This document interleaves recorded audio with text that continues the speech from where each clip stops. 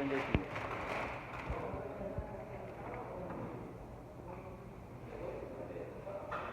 కపూర్ జద్దా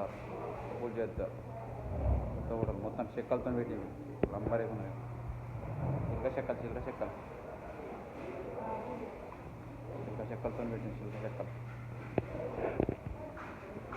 మొత్తం చెక్కలు వేరిచ్చి చెక్కలు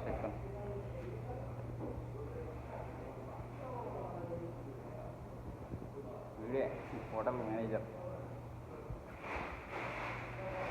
ఇక్కడ హోటల్లో పుట్టిన చాయ్ పెడతారు. ఇక్కడ చాయ్ పుట్టిన చాయ్ అయిపోవచ్చు.